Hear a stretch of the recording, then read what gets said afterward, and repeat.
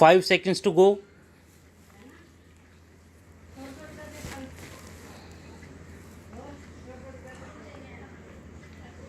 Start. Sir, before the House adjourned for lunch yesterday, I had started speaking on the Essential Commodities Amendment Bill.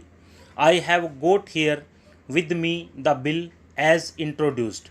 In the statement of objects and reasons, the government pointed out that in certain cases it might be necessary for them not to award punishment prescribed in the law as it exists at present, but to forfeit a part of the deposit. This relates to minor offences under the Essential Commodities Act.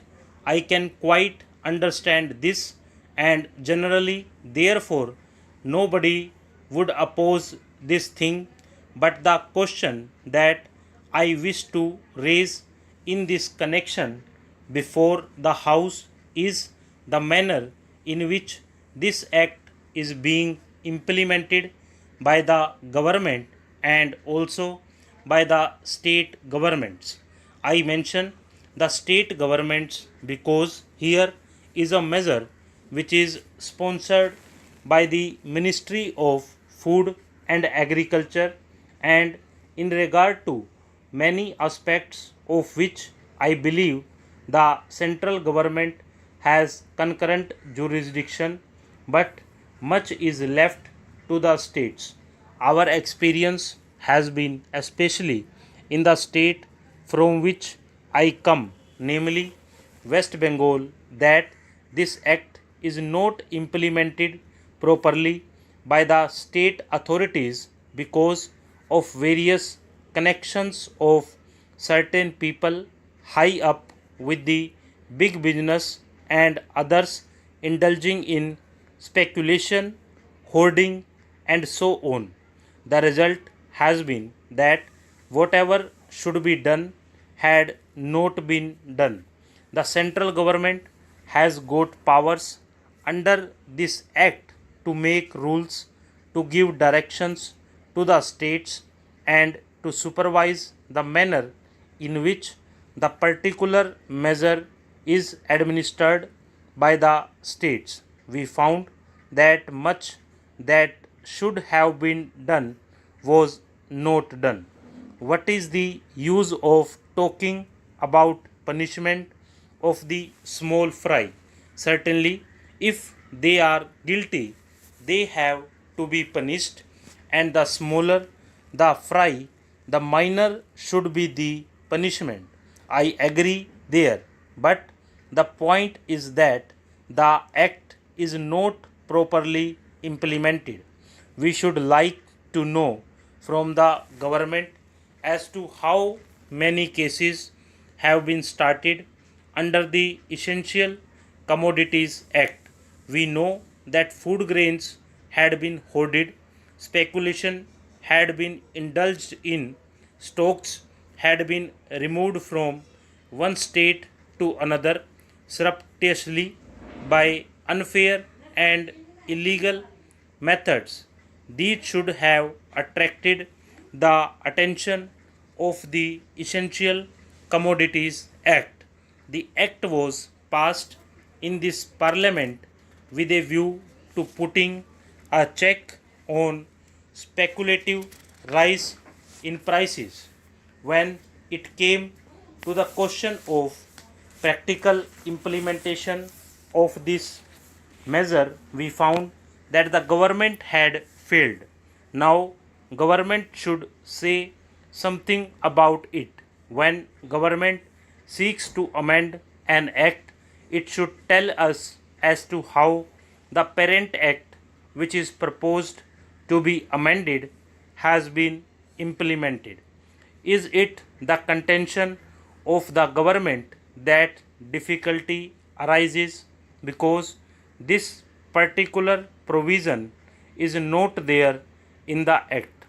Are government in trouble because they do not know how to deal with the smaller fries, or is it because that those who are supposed to administer this measure at the state level, at the district level, have thought it fit to ignore it, have thought it fit to bypass it. If any measure of the central government was needed for controlling the price of food grains and ensuring the supply of essential commodities to the community, it is the Essential Commodities Act. I would like the minister to say something on this. I know that he was not here at the time when we passed this measure, nor was he there when the Essential Commodities Act was bypassed by many state governments.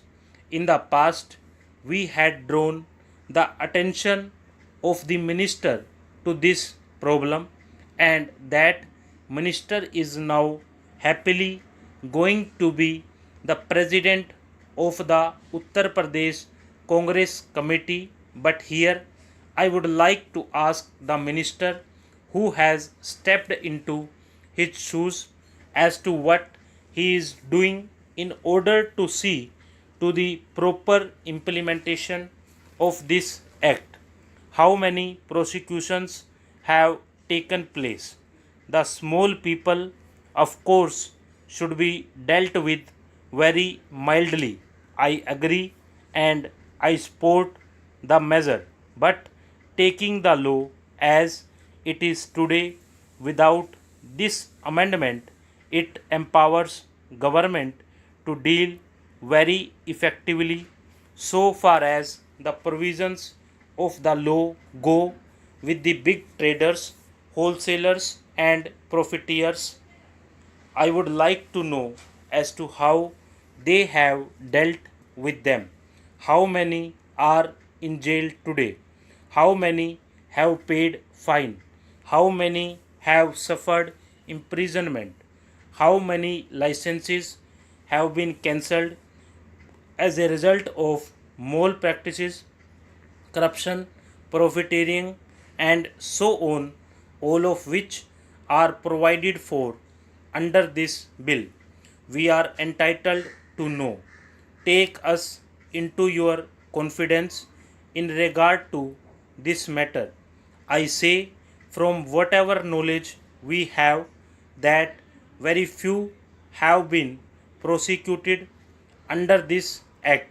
If it is so, it is not because our black market trade has suddenly become white market trade, or those impious people have suddenly become virtuous with the succession in the office of the food minister by a new man.